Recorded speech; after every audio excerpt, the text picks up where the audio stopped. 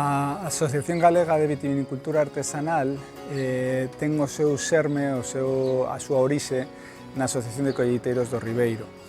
A Asociación de Colleiteiros do Ribeiro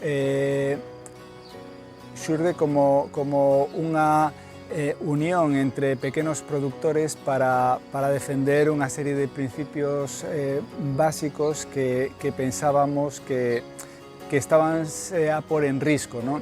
Por un lado, a defensa dos viñedos históricos, a recuperación dos viñedos históricos como un pilar básico da nosa identidade, non? Da historia que tivo este territorio, o territorio do Ribeiro. Tamén a potenciación da diversidade a partir da riqueza varietal que temos, non? En Galicia, no norte de Portugal, temos unha riqueza varietal impresionante, non? Non solamente temos unha variedade por territorio, non?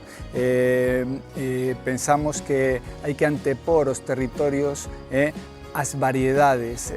Con isto que quero dicir é que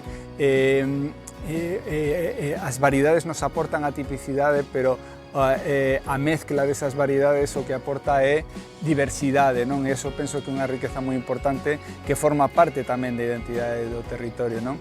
E tamén outro pilar importante dos nosos obxectivos é a defensa do pequeno produtor, non? Que establece a súa base no territorio, que é o que consume localmente, que é o que xenera unha actividade económica no territorio, non? Entón, nun momento no que estamos a falar da despoboación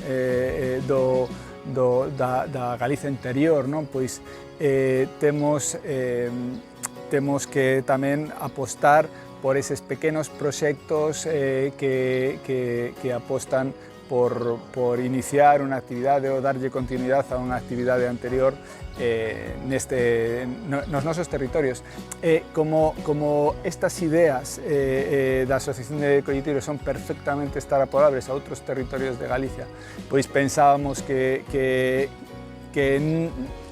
temos máis forza se empezamos a unirnos tamén con pequenos produtores, con outros colleiteiros de outras zonas de Galicia, pois que teñan as mesmas inquedanzas que ao final Galicia é un territorio con moita diversidade, non solamente o Ribeiro, Valdeorras, Monterrei, Betanzos, Morrazo, temos Rías Baixas, temos ISPs, temos deos en toda Galicia, eso nos dá diversidade, non? Queremos construir un territorio do viño onde se protexan a historia, as pequenas producións e a diversidade, non? Todo eso polo que estamos a loitar e polo que estamos a traballar nestas xornadas para falar do futuro da vitivinicultura en Galicia.